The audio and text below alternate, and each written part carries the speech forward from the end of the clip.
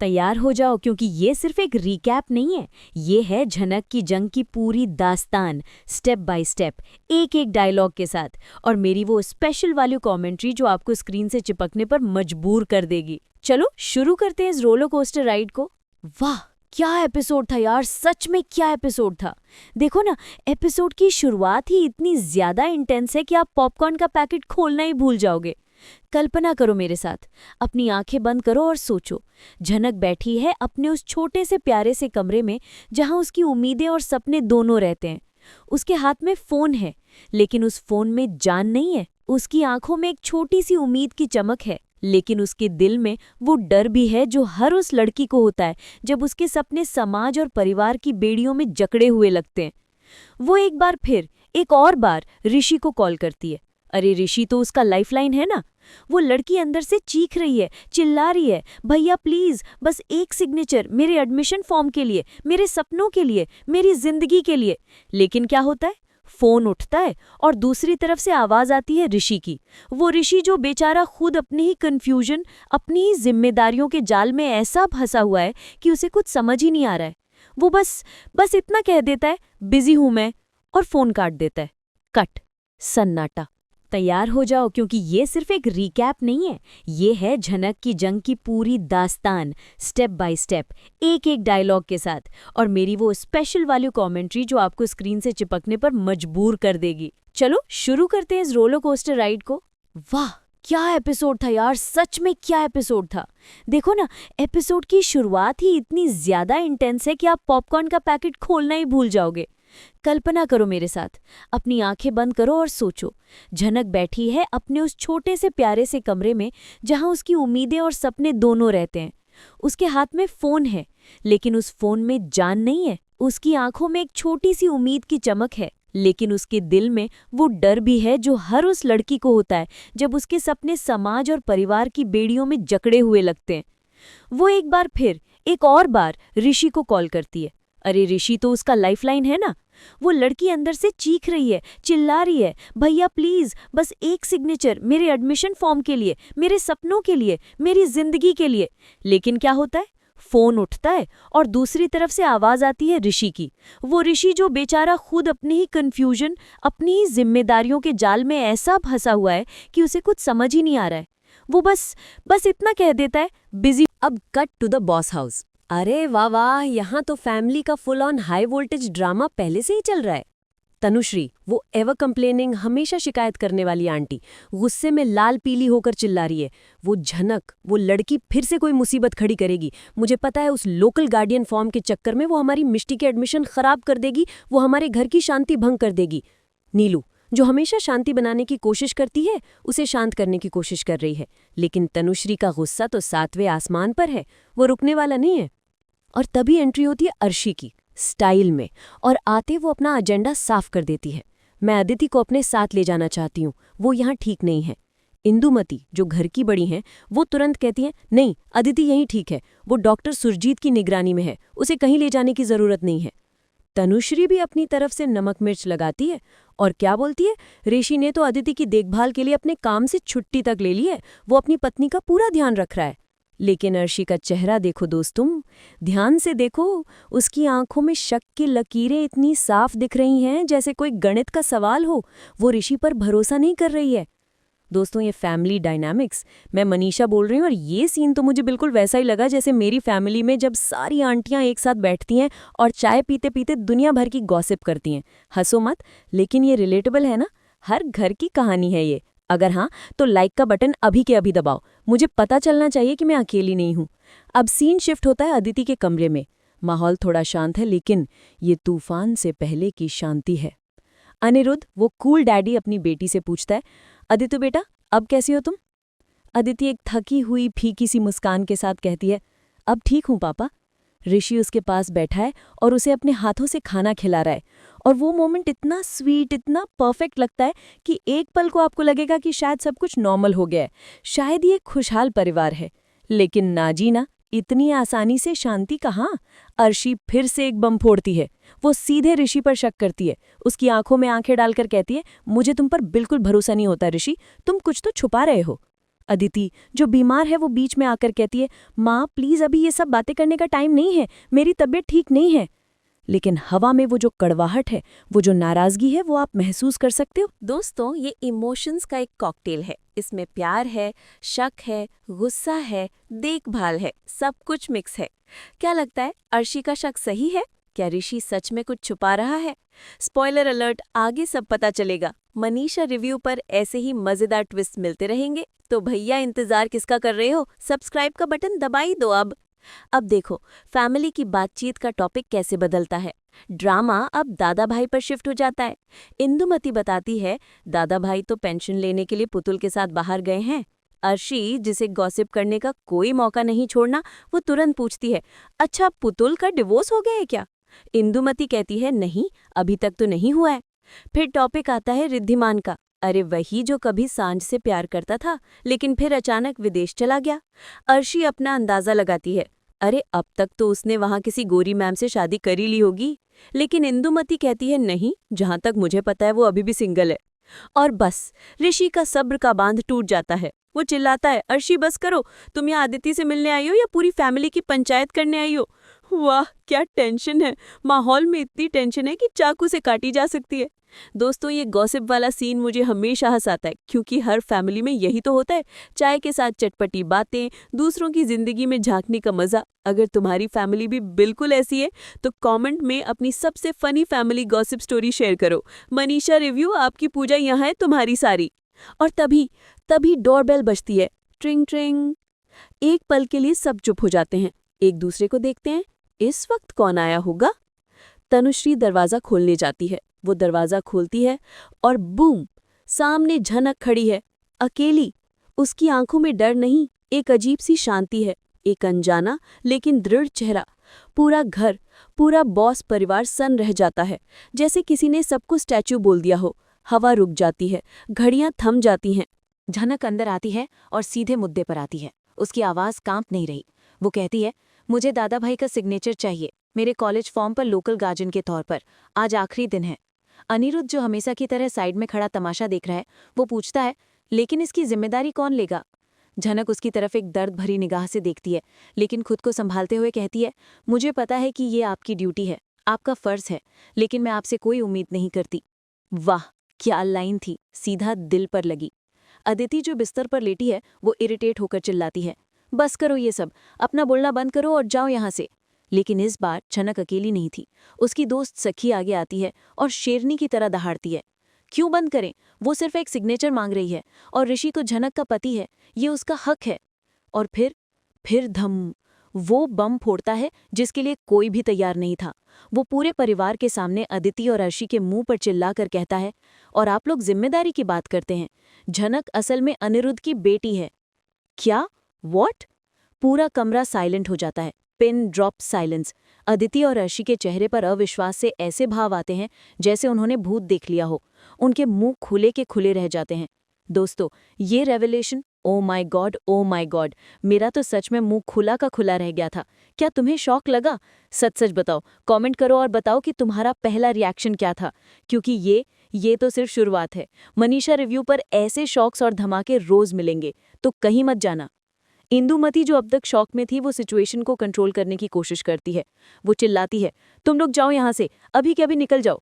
लेकिन तनुश्री अपने classic passive aggressive style में एक और तीर चलाती है। वो झनक से पूछती है, कितने पैसे चाहिए तुम्हें? बोलो, कितने पैसे लेकर यहाँ से जाओगी? झनक की आंखों में दर्द देखो। उस लड़की के आत्मसम्मान पर चोट की गई थी, लेकिन उसकी डिग्निटी देखो। वो कहती है, मुझे आपके पैसे नहीं चाहिए, मुझे सिर्फ एक सिग्नेचर चाहिए। अदिति फिर से चिल्लाती है, तुम बहुत। और अब सुनो झनक का जवाब, वो जवाब जिसने महफिल लूट ली। वो कहती है, मैंने कभी तुम्हारी जिंदगी बर्बाद नहीं की, बल्कि मैंने अपनी खुशी तुम्हारे लिए कुर्बान की है। वाह वाह वाह, कितना पावरफुल डायलॉग था। दोस्तों, ये वो मोमेंट है जो झनक को एक आम लड़की से एक हीरोइन बनाता है। मैं मनीषा हूँ, और ये डायलॉग सुनकर मैं तो सच में अपनी सीट पर खड़े होकर ताली बजाने लगी थी। अगर तुम भी मेरे साथ क्लैप करना चाहते हो तो इस वीडियो पर क्लिक करो और लाइक का बटन तोड़ दो। अब तक ऋषि चुपचाप ये सारा तमाशा देख रहा था। उसके चेहरे पर एक तूफान चल रहा था, लेकिन अब वो उठता है। वो झनक के हाथ से फॉर्म ले लेता है। अदिति पैनिक मोड में आ जाती है। वो चीखती है, नहीं ऋषि, साइन मत करना, मैं कह रही हूँ साइन मत करना। ऋषि अदिति की तरफ देखे बिना एक गहरी सांस लेता है और कहता है, ये झनक के भविष्य का सवाल है और हमने उसे प्रॉमिस किया था।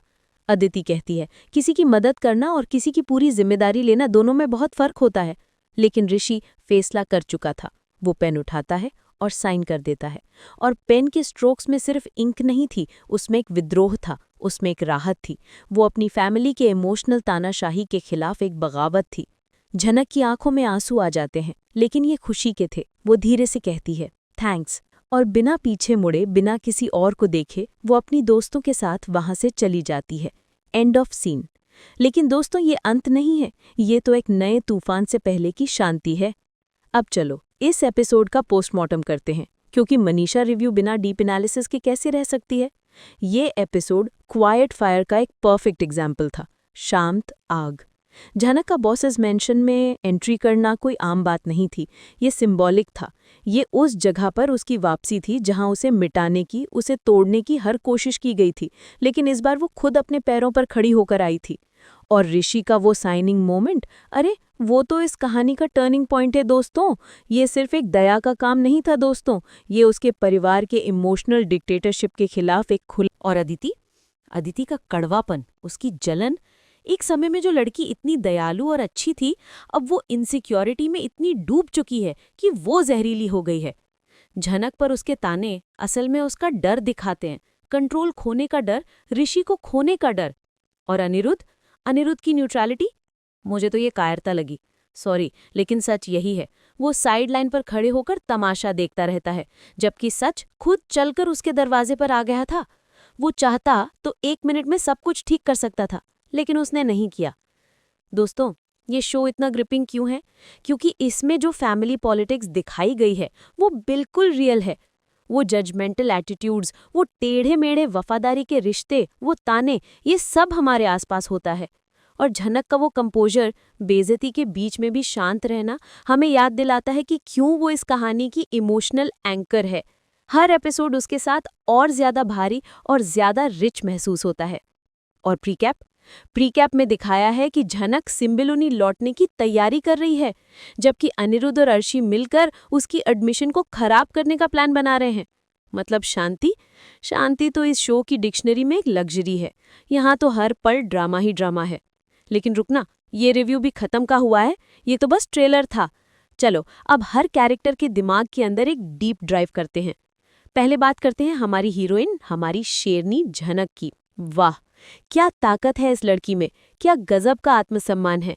वो ऋषि को कॉल करती है, वो रिजेक्ट होती है, लेकिन वो टूटती नहीं है। वो अपने दोस्तों के साथ उस घर में जाती है जहां उसे नफरत के सिवा कुछ नहीं मिला। वो पूरे परिवार के ताने सहती है, लेकिन वो डिगती नहीं है। याद है वो सीन जब धम्मू रिवील करता है कि झनक अनिरुद्ध की बेटी है? सोचो उस लड़की पर क्या बीती होगी। पूरा कमरा जम गया था, लेकिन झनक का चेहरा देखो, उस पर दर्द था, लेकिन वो मजबूत खड़ी रही। मैं मनीषा बोल रही हूँ, और अगर मेरी लाइफ में कोई मेरे मुंह पर ऐसा सच फेंकता तो मैं तो शायद वहीं चिल्ला उठती या रो पड़ती। लेकिन झनक, शांत शक्ति, क्वाइट पावर। तुम्हें उसका कौन सा डायलॉग सबसे ज्यादा पसंद आया? मेरे लिए तो वो लाइन, मैंने अपनी खुशी कुर्बान की है तुम्हारे लिए, ये तो गोल्ड है, सोना। अब आते हैं ऋषि पर। ओ बॉय, कंफ्यूजन का किंग। ये लड़का इतना कंफ्यूज्ड है कि क्या बताऊं। वो फोन पर झनक को मना कर देता है, शायद खुद को यकीन दिलाने की कोशिश करता है कि मैं बाद में कॉल कर लूंगा, लेकिन वो अंदर ही अंदर जानता है कि वो बाद में कभी नहीं आएगा। फिर घर में वो अपनी फैमिली की गॉसिप सुनता है, अर्शी के शक सहता है, चुपचाप सब देखता रहता है। लेकिन जैसे ही झनक दरवाजे पर आती है, उसके अंदर का इंसान जाग जाता है। वो स्टैंड लेता है, और जब वो साइन कर रहा था, उसका चेहरा देखा आपने? उस पर राहत और अपराध बोध दोनों का मिश्रण था, रिलीफ मिक्स्ड विद गिल्ट। दोस्तों, ऋषि का जो ये नैतिक दुविधा वाला कैरेक्टर है, वो अब धीरे धीरे इवॉल्व हो रहा है, वो बदल रहा है। अब सवाल यह है कि क्या वो अदिति के साथ रहकर हमेशा घुटता रहेगा या वो झनक की तरफ झुकेगा? चलो एक पोल करते हैं कमेंट्स में, आप किसकी टीम में हैं? टीम ऋषि झनक या टीम ऋषि अदिति? मनीषा रिव्यू तो अभी न्यूट्रल है, लेकिन स्पॉइलर अलर्ट, आगे बहुत बड़ा धमाल होने वाला है।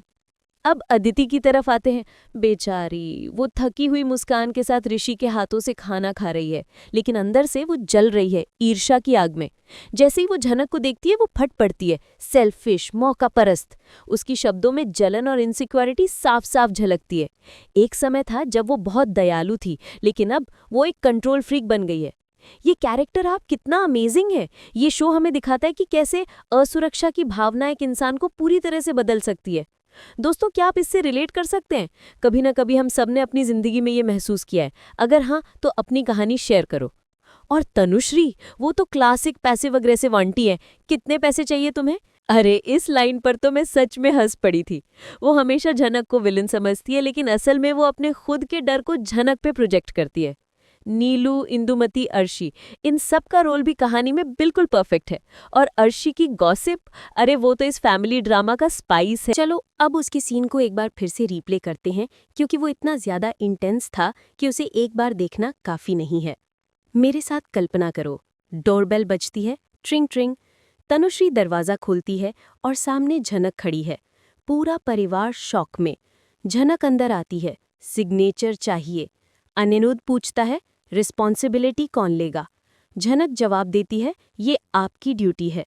अदिति चिल्लाती है, अपना मुंह बंद करो। सखी दहाड़ती है, ऋषि उसका पति है।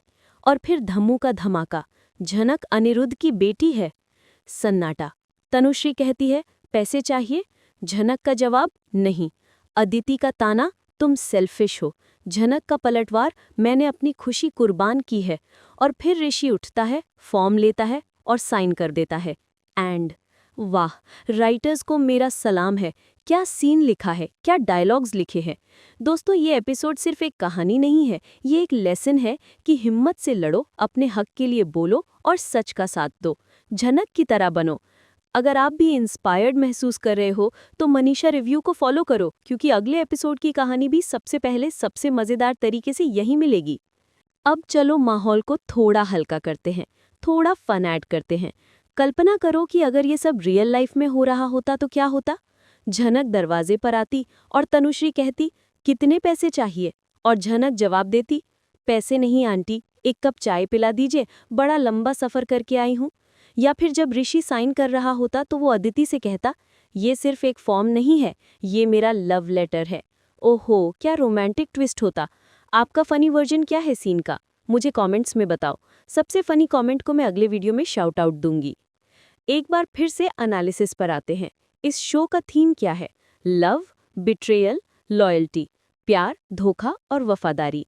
बॉस मैंशन एक पावर गेम्स का मैदान बन चुका है। झनक एक आउटसाइडर है, लेकिन वही इस घर में बदलाव लाने वाली है। ऋषि का सिग्नेचर एक क्रांति की शुरुआत है। अदिति का गुस्सा दिखा रहा है कि उसके अंदर दरारें पड़ने लगी हैं। प्रीकैप को थोड़ा और डिस्कस करते हैं। झनक सिंबुलनी वापस जा रही है, क्यों? क्या वो हार मान रही है, या ये उसकी कोई नई चाल है? और अनिरुद्ध सैबोटाज करेगा। एक पिता अपनी ही बेटी के एडमिशन को कैसे खराब कर सकता है? मतलब अगला एपिसोड तो एक्सप्लोजिव होने वाला है, धमाकों से भरा हुआ। दोस्तों, ये थी एपिसोड 78 की फुल टू डिटेल स्टोरी। लेकिन रुकना, मैं मनीषा हूँ और मैं इतनी जल्दी स्टॉप नहीं करने वाली। चलो अब थोड़ा सा बैकग्राउंड स्टोरी को रिकैप करते हैं, ताकि जो नए दर्शक हैं उन्हें भी सब कुछ समझ में आ जाए। झनक की जर्नी कहाँ से शुरू हुई थी? कश्मीर की वादियों से कोलकाता के इस घुटन भरे बॉस मैंशन तक। वो सच कि वो अनिरुद्ध की बेटी है, जो सालों से एक राज था। ऋषि का प्यार, जो दोस्ती और मजबूरी के बीच में फंसा हुआ था। अदिति से उसकी शादी, जो एक कॉम्प्रोमाइज़ थी। ये सब इतना मिक्स हो चुका है कि खिचड़ी बन चुकी है, और ये खिचड़ी अब पकने वाली है। चलिए उस पहले सीन पर फिर से चलते हैं। झनक और उसका फ़ोन सिर्फ एक सीन नहीं था, वो एक लड़की की बेबसी का प्रतीक था। सोचिए, उस कमरे की दीवारों ने उसकी कितनी सिसकियां सुनी होंगी। वो फ़ोन सिर्फ एक डिवाइस नहीं था, वो उसकी उम्मीद की आखिरी किरण थी। जब उसने ऋषि का नंबर डायल किया होगा तो उसकी उंगलियां कांप रही होंगी। हर रिंग के साथ उसका दिल ज़ोर ज़ोर से धड़क रहा होगा, प्लीज़ उठा लो, प्लीज़ उठा लो। और जब ऋषि ने फ़ोन उठाया होगा तो एक पल के लिए उसे लगा होगा कि शायद आज मिरेकल हो जाएगा।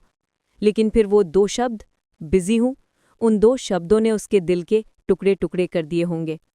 अब ऋषि के पॉइंट ऑफ व्यू से सोचो, वो अदिति के पास बैठा है। वो शायद सच में बिजी था अपनी बीमार पत्नी की देखभाल में, लेकिन क्या वो इतना बिजी था, या वो झनक को फेस करने से डर रहा था? वो उस कन्फ्रंटेशन से भाग रहा था जो उसे पता था कि होकर रहेगी। उसका फ़ोन काटना सिर्फ एक एक्शन नहीं था, वो उसका डिफेंस मैकेनिज्म था। वो खुद को और अपनी शादी को बचाने की एक नाकाम कोशिश थी। दोस्तों, क्या आपको कभी ऐसा महसूस हुआ है कि आप सच का सामना करने से डर रहे हैं और आपने किसी आसान रास्ते को चुना है? ऋषि ने वही किया।